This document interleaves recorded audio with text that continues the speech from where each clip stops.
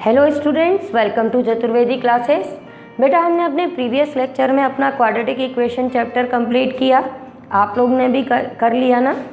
चलो, आज से हम नया चैप्टर स्टार्ट कर रहे हैं अपना, वो है अर्थमेटिक प्रोग्रेशन, जो आपकी क्लास 10th की एमपी बोर्ड और एनसीईआरटी की बुक का चैप्टर 5th है।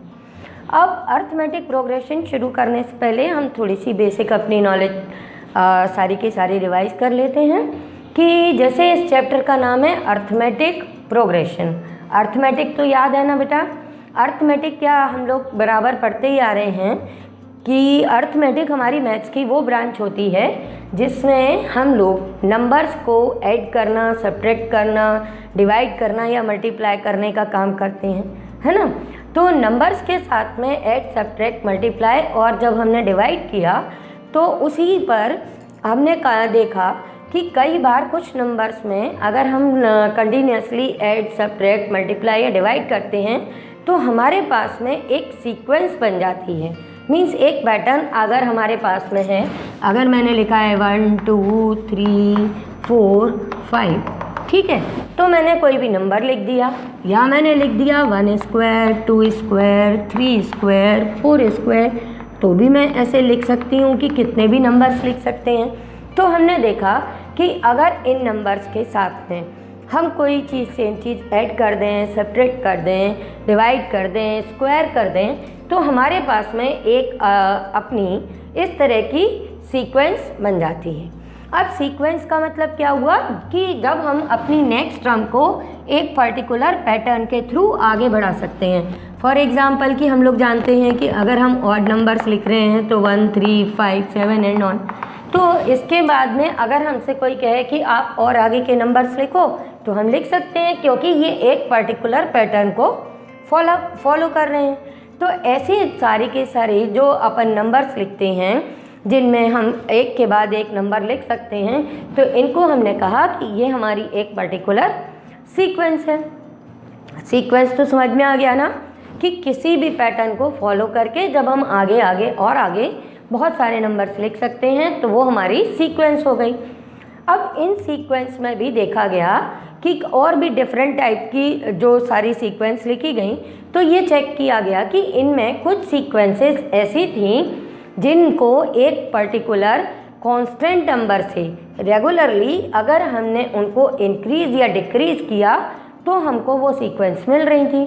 फॉर एग्जाम्पल कि जैसे कि हमने फर्स्ट वाली ये जो सीक्वेंस लिखी, ये एक के बाद एक जितने भी नंबर्स हैं वो हम देख रहे हैं कि ये सारे के सारे नंबर्स हमको कैसे मिल रहे हैं कि जब हम इन नंबर्स में इनके प्रीसीडिंग नंबर में 1 ऐड कर दें तो हमको अगली टर्म मिल रही है, फिर 1 ऐड कर रहे हैं तो 3 मिल रहा है, फिर 3 में 1 ऐड कर रहे हैं तो 4, फिर 1 ऐड कर रहे हैं तो 5 एंड सो ऑन। ठीक है, पर क्या आपको इस वाली सीक्वेंस में ऐसा लग रहा है कि हम सेम नंबर ऐड कर रहे हैं तो अपने को अगला नंबर मिल रहा है, या हम सब्ट्रैक्ट कर रहे हैं तो अगला नंबर मिल रहा है? नहीं है। तो ये वाली जो चीज़ थी, इसको कहा गया कि जब सेम नंबर ऐड करने पर हम आगे बढ़ रहे हैं तो ऐसी सीक्वेंसेस का नाम हमने रख दिया अर्थमेटिक प्रोग्रेशन। पर ये वाली जो सीक्वेंस थी इसको हमने कहा कि ये अर्थमेटिक प्रोग्रेशन नहीं है। फिर उसके बाद में हमने यहाँ पे ये वाली देखा, तो इस वाली जो ऑड नंबर की सीक्वेंस थी इसमें भी हमने देखा कि हर एक अपना जो नंबर है वो अगर 2 ऐड करते जाएं तो next next next to next अपने को सारे के सारे नंबर्स मिल जाएंगे। तो इस वाली सीक्वेंस को भी फिर हमने किस कैटेगरी में रखा कि ये भी हमारी एक एपी है। ठीक है, बात समझ में आ रही है। ज़रूरी नहीं है कि ऐड करके, जैसा मैंने कहा इंक्रीज या डिक्रीज करके भी हो सकता है। अगर मान लो कि हम यहाँ पे लिख देते 2 0 फिर -2 -4 -6 -8 एंड सो ऑन, तो हम क्या देख रहे हैं कि यहाँ पर जो नंबर्स हैं हमारे सारे के सारे वो क्या हो रहे हैं, -2 करते जा रहे हैं, मतलब डिक्रीज करते जा रहे हैं। तो भी हमको क्या मिल रही है बेटा, एक एपी। तो इस तरह से अर्थमेटिक प्रोग्रेशन को हमने सीक्वेंस में से ढूंढा कि जब हमने एक पर्टिकुलर नंबर से रेगुलरली हर एक टर्म को इंक्रीज या डिक्रीज किया तो ऐसी सारी सीक्वेंसेस को हमने कहा कि ये हमारी अर्थमेटिक प्रोग्रेशन। समझ में आया? अब अर्थमेटिक प्रोग्रेशन जो होते हैं वो एक्चुअल में दो तरह के होते हैं। अर्थमेटिक प्रोग्रेशन के दो टाइप होते हैं, एक होता है फाइनाइट और एक होता है इनफाइनाइट।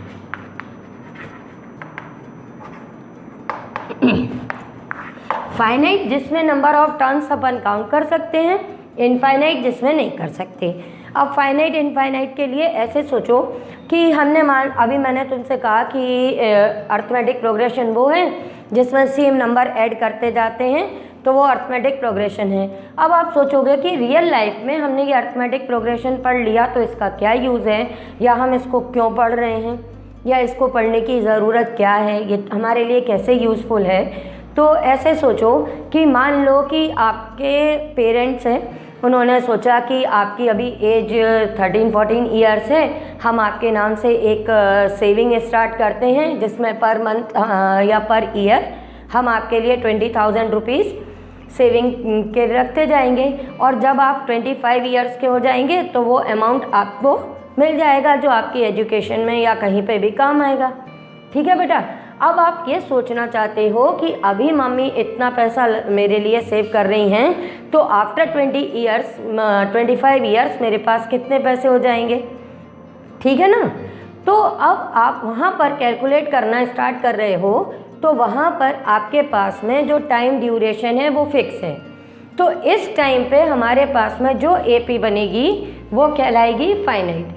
और अगर आप अपने पेरेंट्स के या आपके पेरेंट्स ने सोचा, ऐसा कोई नहीं सोचा कि आप 25 ईयर्स तक हैं तब तक हम आपके लिए सेविंग कर रहे हैं, उन्होंने सोचा कि ठीक है, हम तो अपने बच्चे के नाम से हमेशा 20,000 रुपीज़ सेविंग में डालते रहेंगे, करंट अकाउंट खोल लेंगे बैंक में, उसमें डालते रहेंगे।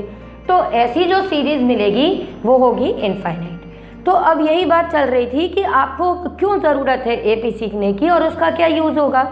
तो उसका यूज़ बेटा यही होगा कि हमको अगर निकालना है कि आप जब मतलब आफ्टर 25 ईयर्स मेरे अकाउंट में कितने पैसे हो जाएंगे या आफ्टर 30 ईयर्स कितने हो जाएंगे, तो उसको इसको पढ़ने के बाद एपी को आप इजीली निकाल सकते हैं। आप इसका जनरल फॉर्म सीख लोगे तो आपको पता चल जाएगा कि आप 1 मिनट में बता सकते हो कि आफ्टर 30 ईयर्स मेरे अकाउंट में इतने पैसे होने वाले हैं, आफ्टर 50 ईयर्स मेरी सेविंग इतनी होने वाली है। ठीक है। ज़रूरी नहीं है कि पैसे के बारे में ही बात की जाए, हम कई तरह से और भी इसका यूज़ कर सकते हैं कि जैसे कि ये कोई अपनी लेडर है और इसके रग्स की हमको ये निकालनी है कि ये जो रग्स हैं इनकी टोटल लेंथ क्या है। तो इसके लिए भी हम यहाँ पर देख रहे हैं कि जो हमारा फर्स्ट रग है वो सबसे बड़ा है, फिर उससे छोटा, फिर उससे छोटा। तो ये भी एक पैटर्न फॉलो कर रहा है। तो इस पैटर्न में अगर हमको ये पता चल जाए कि फर्स्ट और सेकंड, या मान लीजिए कि अपने पास में ये बहुत बड़ी लेडर है जिसके बहुत सारे रग्स हैं, लेकिन हमको केवल 2 रग्स की लेंथ पता हो कि मान लो ये 30 है, ये 20 है, ये 10 है। ठीक है। या अपने पास में इसकी 130 है, 120 है, 110 है, जो भी है, और हमसे पूछा जाए कि इसके कितने टोटल रग्स पता है हमको और उनकी लेंथ निकाल दो, तो भी हम यहाँ पे किस चीज़ का यूज़ कर सकते हैं, अपनी एपी का। अब एपी में क्या हमको पता चलता है कि हमको केवल और केवल अगर स्टार्टिंग टर्म पता हो और अपनी नेक्स्ट टर्म से इनका डिफरेंस पता हो तो हम आगे की सारी टर्म्स पता कर सकते हैं। ठीक है। तो इसमें जो हमारी फर्स्ट टर्म होती है इसको कहा जाता है, जो हमारी फर्स्ट टर्म है, ठीक है, ये जो फर्स्ट टर्म है इसको हम रिप्रेजेंट करते हैं बेटा स्मॉल ए से, और ये वैल्यू इसकी अगर हमको लिखनी हो कि फर्स्ट टर्म ऑफ एपी क्या है तो हम डायरेक्ट लिख देते हैं कि ए की वैल्यू 2 है। अब जो हम फिक्स अमाउंट अपना ऐड या सब्ट्रैक्ट करते हैं उसका नाम होता है बेटा कॉमन डिफरेंस। ठीक है। तो जो कॉमन डिफरेंस होता है उसको हम रिप्रेजेंट करते हैं स्मॉल डी से। फॉर एग्जाम्पल जैसे फर्स्ट हमारी एपी है तो यहाँ पर सभी में 1 का डिफरेंस आ रहा है, तो जो हमारा डिफरेंस है वो क्या हो गया बेटा 1। अगर हम इस वाली एपी की बात करते हैं तो यहाँ पर हमारा कॉमन डिफरेंस क्या आ रहा है इस वाली एपी के लिए 2। अगर हम इस एपी की बात करते हैं तो इसके लिए हमारी डी की वैल्यू क्या आ रही है -2। और निकालोगे कैसे? अगर आपको कहीं भी डी की वैल्यू निकालनी है तो आप क्या करो, सेकेंड टर्म में से फर्स्ट टर्म को सब्ट्रैक्ट कर दो, तो ये आपके पास में आपका डी मिल जाता है। ठीक है, तो जो हम सारी की सारी सीक्वेंस लिखते हैं और इसमें ये जो सारे नंबर्स लिखते हैं, इनको एपी में हम अपनी क्या कहते हैं, टर्म्स ऑफ एपी। तो ये सभी हमारी इसकी ये सीक्वेंस है, ये एपी है, तो ये सभी इसकी टर्म्स कहलाती हैं। और इन टर्म्स को हम रिप्रेजेंट कैसे करते हैं बेटा, A1, A2, A3, A4 से। ठीक है, तो अगर हमसे कोई कहता है कि आप सेकेंड टर्म बताओ, तो सेकेंड टर्म का मतलब हो जाएगा बेटा अपना 2, फर्स्ट टर्म बताओ तो फर्स्ट टर्म हो जाएगी A, फोर्थ टर्म बताओ तो अपन इस तरह से इनको रिप्रेजेंट कर देते हैं। और डी निकालने के लिए हम हमेशा सेकेंड टर्म में से, ज़रूरी नहीं है कि सेकेंड टर्म में से फर्स्ट टर्म सब्ट्रैक्ट करें, अगर हमें पता है कि ये पूरी हमारी एपी है तो डी को हम A3 में से A2 को सब्ट्रैक्ट करके भी फाइंड कर सकते हैं, A4 में से A3 को सब्ट्रैक्ट करके भी कर सकते हैं, A2 में से A1 को सब्ट्रैक्ट करके कर सकते हैं। मीन्स किसी भी नेक्स्ट टर्म में से उसकी प्रीवियस टर्म को सब्ट्रैक्ट करके हम अपनी डी फाइंड कर सकते हैं। अब मेन चीज़ ये है कि सबसे पहले आपको ये देखना पड़ेगा कि आपकी जो गिवन सीक्वेंस है वो एक एपी फॉर्म कर रही है या नहीं। तो एपी फॉर्म करेगी कि नहीं, इसका पता हम कहाँ से चलाते हैं, अपने इस डी से।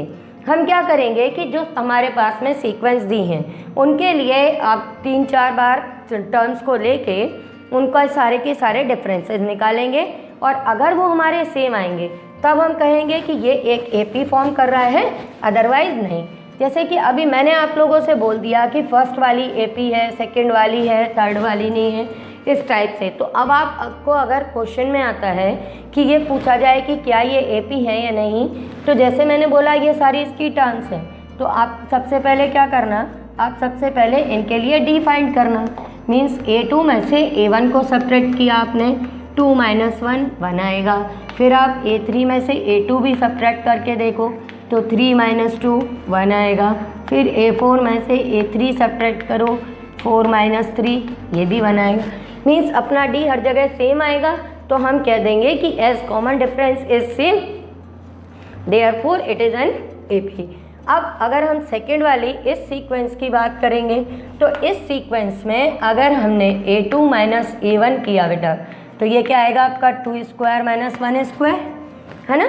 तो 2² - 1² करोगे तो ये 4 - 1 ये 3 होगा। अब अगर हम A3 - A2 करेंगे तो ये बेटा 3² - 2², तो ये 9 - 4, आंसर क्या आ रहा है 5। तो अब आपको पता चल गया कि यहाँ पर इनका डिफरेंस 3 है, यहाँ पर इनका डिफरेंस 5 है। ऐसे ही आप आगे और डिफरेंस निकालोगे तो वो अलग अलग आ जाएंगे। तो इससे हम ये पता कर लेंगे कि हमारी सीक्वेंस एपी है या नहीं है। ठीक है, आपको समझ में आया कि सबसे पहले ये देखना पड़ता है कि ये एपी है या नहीं। एपी कैसे चेक करेंगे, डी निकाल के।